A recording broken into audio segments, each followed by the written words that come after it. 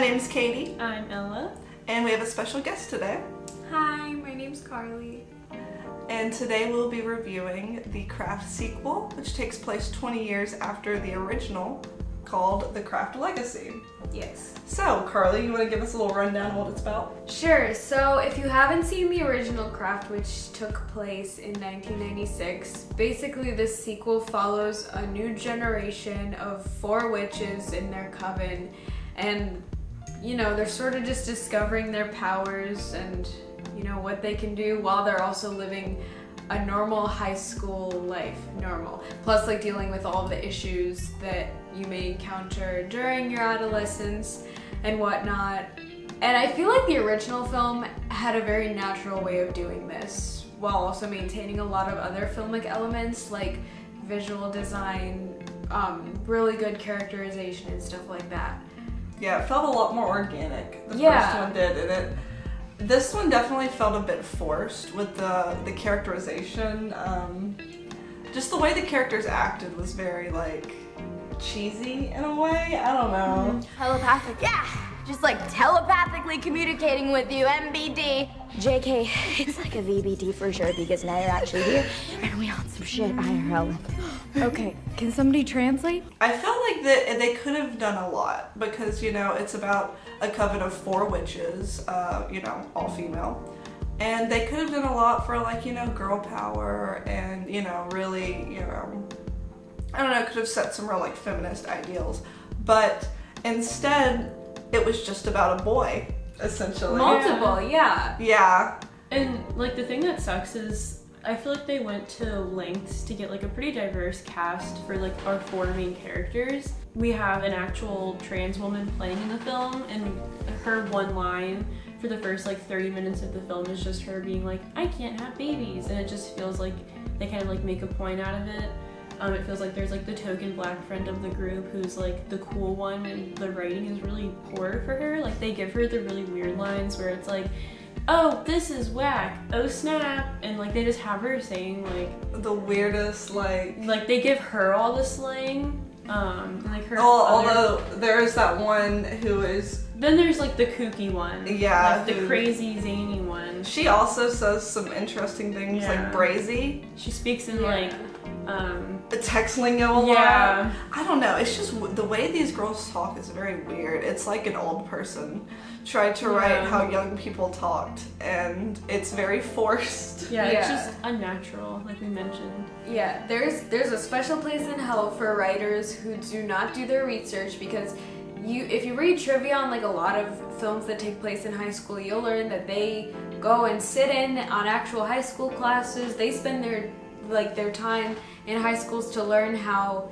these teenagers actually communicate, so I feel like that wasn't actually done for this film. Mm-hmm. There's kind of like a mixed messaging here where it's like, it seems to be very focused on girl power. Like the reason why the protagonist Lily even becomes friends with these witches is because Timmy, who's like the school bully, he bullies her about the fact that she started her period, and that's like, they come and meet her in the bathroom and they're like, oh, he does this to everyone, and like they give her another pair of shorts, and that's kind of like what joins them together, like bonding over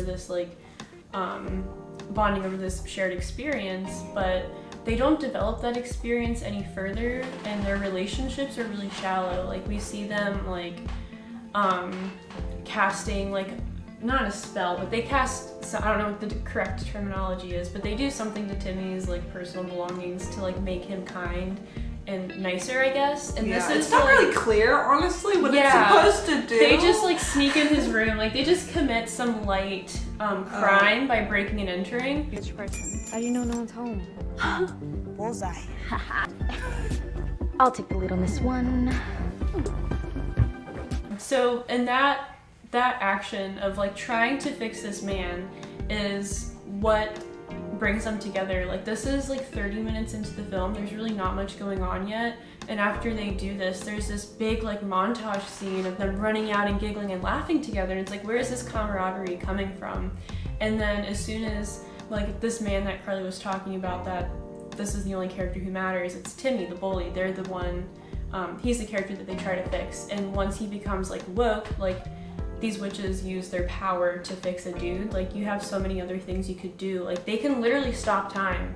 One of the characters can literally create flames, like, from her fingertips, and none of that's explored. Like, that doesn't matter. And like, after that, it's kind of like, it becomes about him, and it, like, the scenes that follow, they're all like fawning for him because they're like, oh, he's so woke. And it's like, that's what you want to use your power for? Like, you can stop time, girl. Also, like, the way he's woke is so cheesy, cliche, like, just saying random buzzwords to make himself sound like he knows what he's talking about. And it's more so just bad writing than how his character is, because, like, it's played off as, like, he really knows what he's talking about. Yeah. But what he's saying, like, yeah, like, it makes sense, like, don't get me wrong, but it's very, like, surface level woke. Like, you don't really have to put much thought into getting to those points that he got to, you know? I really couldn't pinpoint why they spend so much time giving a redemption arc to this guy who started off as the bully, because, you know, maybe if they just like overcame the bully and that was that, you know, that could have sent a message of like the girl power that they're trying to provoke. And I know I keep going back to the original Craft, but I feel like that wasn't purposely a feminist movie. It was just like a group of girls coming together over the common interest of witchcraft. They find their fourth member. It's not like they were trying to be like social justice warrior in the mid-90s and stuff like that. That's just what they did. And because you know, there were a couple scenes like defeating the male character who was the villain and things like that, it came off like that. But here, it's like they're spending so much time trying to fix this dude, and it just really, it didn't really have any payoff. It's kind of funny because the main villain, which is the stepdad, or whatever, of Lily, the main character, he is supposed to be this kind of like feminist guy. Like he's written all these books about like breaking masculinity. Yeah, like getting away from masculinity, and he's supposed to be like this big feminist. He's supposed to be woke, but then it turns out he's not. And you know, he's actually a warlock who's pretty misogynistic, very unclear at the end, because they try to throw a bunch of exposition at us at the very end and try to give us a lot of plot at the very end, because like, I guess they're running out of time. It's like front loading at the very end of the film. Like they were like, oh, we have to do something with this character, don't we? And they just kind of like threw it in. They were like, okay, let's like not explain any of this. Yeah. In a good way. Let's just throw it at them. And I just feel like it's kind of funny because like they're trying to be like this woke thing. Like, and like it's supposed to be like this woke movie, but then like they're pointing out that this guy is not actually as woke as he is. I don't know, I just find it kind of funny. It's very tone deaf and it's not self-aware at all. Yeah, at all. And yeah, like the ending, which, you know, they confront the stepdad or whatever, is when they have all these bad effects, like Ella mentioned earlier. Like, yeah, it kind of like towards the end it was confusing like who the audience for this film is. Because towards the beginning, where they're like bonding over witchcraft and they're dealing with like period issues, and then Timmy shares like struggles with his sexuality, it kind of felt like this was aimed at like teenagers and up. It definitely didn't feel like it was like a children's movie. But by the end of it, where they're having this like fight with like the warlock stepfather, there's this like weird moment that made me think of like the Winx Club or something.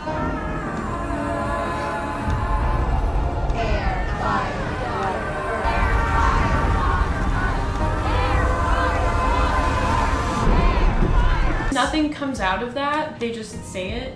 It's just a bunch of random witch stuff, like stereotypical, shown in every Disney Channel witch movie. Yeah, exactly. Like it felt like a Disney Channel witch movie. Like it felt very immature, and I was like, okay, who is this movie for? Because like, if I saw this when I was 8, I probably would have thought it was so cool. But now, like, watching it as an adult, I'm like, okay, like there's so much wrong with this. Yeah, the last thing I wanted to bring up, which it felt like a plot point that they just threw in at the very last second, how Lily is adopted, and they were like, oh, let's make her the biological daughter of Nancy, which was the leader of the original coven in the first Craft movie. I'm your daughter.